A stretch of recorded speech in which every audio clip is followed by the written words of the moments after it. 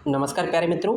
आज हम लोग चरक निदान 2 अर्थात दूसरे चैप्टर के बारे में बात करते हैं। निदान स्थान के चैप्टर नंबर 2 काल रक्त पित्त निदान अध्याय। रक्त पित्त निदान अध्याय, ठीक है ना। इसमें पहला पॉइंट हम लोग जो पढ़ने वाले हैं वो है अध्याय परिचय। अध्याय परिचय अर्थात जो चैप्टर है रक्त पित्त निदान अध्याय, उसके विषय में जानना है कि एटलीस्ट रक्त पित्त पर में हम लोग क्या है, कैसे है, आचार्य ने इसको कैसे प्रेजेंट किया है, इसमें क्या पढ़ना है। तो देखेंगे जो चैप्टर है रक्त पित्त, है ना। रक्त पित्त जो दो शब्दों से मिलकर नाम बना है, रक्त और पित्त। एक्चुअली होता क्या है, इसमें रक्त और पित्त दोनों दूषित होते हैं। होता क्या है कि जो पित्त होता है वो रक्त को दूषित करता है। पित्त होता है जो पित्त अपने कारणों से प्रकोपित होकर दूषित होकर रक्त को दूषित करता है। रक्त को दूषित होकर ये शरीर के छिद्रों से बाहर निकलते हैं, है ना। तो इसी को रक्त पित्त कहते हैं। या अगर अगर बहुत आसान भाषा में कह दें कि रक्त पित्त क्या होता है, दूषित रक्त का शरीर के किसी भी छिद्र से बाहर निकलना रक्त पित्त कहलाता है, ठीक है ना। दूषित पित्त रक्त का, उसमें पित्त इन्वॉल्वमेंट जरूर होना चाहिए। अब देखेंगे दूसरा पॉइंट क्या करेंगे इसमें सामान्य अध्याय परिचय में। तो देखेंगे ये जो रक्तपित्त है ये एक सामान्य विकार अर्थात सामान्य व्याधि में भी काउंट किया गया है और पित्त नानात्मक व्याधि या विकार में भी काउंट किया गया है। कहने का मतलब ये दोनों प्रकार की व्याधि, हम लोगों ने चरक सूत्र 20 महारोग अध्याय में देखा था। दो प्रकार की व्याधि, सामान्य व्याधि और नानात्मक व्याधि, है ना। 19वें में देखा था सामान्य व्याधि और 20वें में देखा था नानात्मक व्याधि। तो ये रक्तपित्त सामान्य विकार अर्थात व्याधि और पित्त नानात्मक विकार दोनों में काउंट किया गया है, ठीक है। आचार्य चरक ने रक्तपित्त को लोह पित्त की संज्ञा दी है। आचार्य चरक ने रक्तपित्त को लोह पित्त की संज्ञा दी है, ध्यान दीजिएगा। नेक्स्ट पॉइंट देखेंगे, आचार्य वाग्भट ने रक्तपित्त की श्रेष्ठ औषधि वृष अर्थात वासा को माना है। तो वासा का जो बॉटनिकल नेम होता है एधाटोडा वैसिका को माना है, ठीक है ना। उसको देखेंगे रक्तपित्त जो निदान अध्याय है ये चरक निदान स्थान का दूसरा चैप्टर है। ये बहुत कॉमन सी बात है। तो ये तो बात हो गई कि अध्याय परिचय के बारे में। अब हम लोग बात करते हैं सिद्धांत विवरण के बारे में बात करेंगे। यहाँ पर जो पहला पॉइंट देखेंगे सिद्धांत विवरण में, रक्तपित्त के पर्याय एवं निरुक्ति। तो रक्तपित्त के अदर नाम क्या है और उसकी निरुक्ति कैसे होती है। तो सबसे पहले हम देखेंगे आचार्य चरक ने रक्तपित्त को लोहित पित्त के नाम से जाना, तो इसका एक पर्याय हो जाएगा, रक्तपित्त का पर्याय लोहित पित्त हो जाएगा।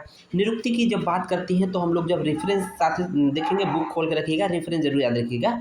दूसरे चैप्टर का श्लोक नंबर 5वां देखेंगे तो यहाँ निरुक्ति दिया है रक्तपित्त का। क्या है निरुक्ति? संसर्गात लोहित प्रदूषणात् लोहित गंधवड अनुविधांच पित्तम लोहित पित्तम इत्याचक्षते। अर्थात ये रक्तपित्त का निरुक्ति है। तो यहाँ पर एक एक जो टर्म है उसको एक्सप्लेन करते हुए हम लोग चलेंगे। तो यहाँ एक पहला टर्म है संसर्गात। संसर्गात का मतलब होता है कि संयोग या मिलना। तो किसका संयोग या मिलना? रक्त और पित्त इन दोनों का संयोग होने से, रक्त और पित्त इन दोनों का संयोग होने से, है ना। तो दूसरा पॉइंट है लोहित प्रदूषणात्। देखेंगे लोहित प्रदूषणात् अर्थात पित्त द्वारा रक्त को दूषित करने से। लोहित प्रदूषणात्, तो लोहित मतलब रक्त, प्रदूषण मतलब दूषित हो जाता है। तो किसके द्वारा रक्त दूषित होगा? पित्त द्वारा, पित्त द्वारा रक्त को दूषित करने से। तीसरा पॉइंट जो है इसकी निरुक्ति में कि रक्त पित्त दोनों व्याधि दी गई है कि लोहित गंध वर्ण अनुविधांच, अर्थात रक्त और पित्त इन दोनों का जो गंध है, वर्ण है, समान होने से रक्तपित्त कहा जाता है। तो ये रक्तपित्त की निरुक्ति है। तो पहला टर्म है संसर्गात, दूसरा है प्रदूषणात्, तीसरा है गंधवर्ण अनुविधनात्, लोहित गंधवर्ण अनुविधानांच, अर्थात किस मिलने से, रक्त और पित्त दोनों के मिलने से। दूसरा पॉइंट है कि पित्त द्वारा रक्त को दूषित करने से। तीसरा पॉइंट है रक्त और पित्त दोनों का जो गंध और वर्ण कॉमन होने से इसको रक्तपित्त की उपमा या संज्ञा दी जाती है। तो इसलिए इसको रक्तपित्त कहा गया है, ठीक है। दूसरा पॉइंट देख रहे होंगे सिलेबस का दूसरा पॉइंट जो है वो है रक्तपित्त का निदान, रक्तपित्त का पूर्व रूप और रक्तपित्त का उपद्रव। वैसे तो एक एक करके होना चाहिए लेकिन सिलेबस में इसी तरह से दिया है तो हम लोग को एक साथ पढ़ेंगे। तो देखेंगे रक्तपित्त का निदान। तो यहाँ पर रक्तपित्त को निदान को जानने से पहले हम लोग को जानना पड़ेगा कि पित्त के जो रक्त होता है उसका जो नेचर होता है वो पित्त के समान है। जैसे रक्त उष्ण है तो पित्त भी उष्ण है ना?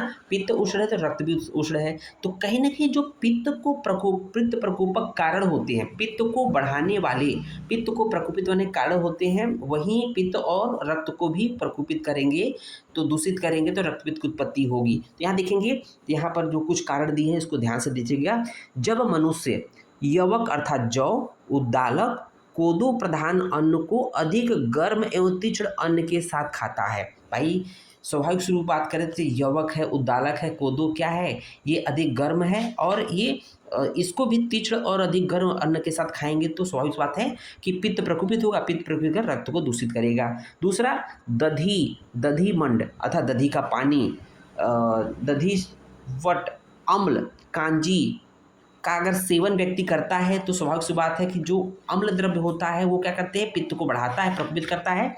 तीसरा है सुरा अर्थात मदिरा, स्ववीरक, तुषोदक आदि को भोजन के बाद अनुपान के रूप में सेवन करने से भी क्या होता है, पित्त प्रकोपित होगा। ये पित्त प्रकोपित होगा तो रक्त को दूषित करेगा। उसको देखेंगे, गर्मी से पीड़ित होकर बार बार सहसा मतलब अचानक अधिक मात्रा में दूध कोई व्यक्ति पीता है, कोई व्यक्ति बहुत ज़्यादा गर्मी से पीड़ित है और बार बार वह अचानक जो है तुरंत गर्मी से पीड़ित है, तुरंत बार बार क्या करेगा, अधिक मात्रा में दूध पिएगा तो उसकी वजह से भी पित्त प्रकोपित हो जाएगा। उसको देखेंगे, रोहिणी शाक को दूध के साथ खाता है कोई व्यक्ति, रोहिणी जो है शाक को दूध के साथ खाता है तो भी ऐसी स्थिति आती है, पित्त प्रकोपित होगा। और सरसों के तेल व छार के साथ पकाया हुआ जंगली कबूतर का जो व्यक्ति सेवन करता है उससे भी पित्त प्रकोपित होगा, रक्त को दूषित करेगा, जिससे पित्त की उत्पत्ति होगी। अब इसमें दूसरा पॉइंट है पुरुरूप। पुरुरूप देखेंगे, रक्तपित्त का पुरुरूप देख रहे हैं यहाँ पर हम लोगों ने दिया है, तो कुछ पॉइंट हम लोगों ने तो ब्रेक करके दिया है। देखेंगे, पहला पॉइंट है अन्न न अभिलाषा अर्थात भोजन के प्रति अनिच्छा हो जाएगी, भोजन खाने की इच्छा करेगा ही नहीं। दूसरा, भुक्तस्य विदा, अगर आप खाना खा भी लेते हैं रक्तपित्त के कंडीशन में तो खाना खाने के पश्चात बहुत ही जलन से महसूस होगा, दैट इज कॉल्ड भुक्तस्य विदा।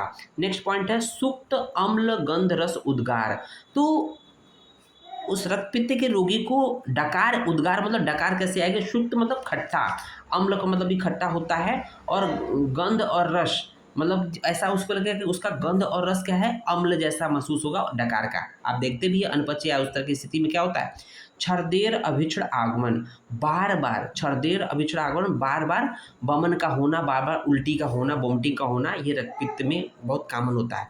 और छर्देर विभत्सता, छर्दी का घृणित होना अर्थात बमन का घृणित होना, मतलब बमन बहुत दुर्गंध के साथ निकलेगा, इसलिए बोल गए छर्दी से विवशता। स्वर भेद होगा, वेरी वेरी इंपॉर्टेंट पॉइंट है, रक्तपित्त के रोगी में स्वर भेद पाया जाता है, हॉर्सनेस ऑफ वॉइस पाया जाता है। गात्राणाम सदनम, शरीर में भारी बन रहेगा।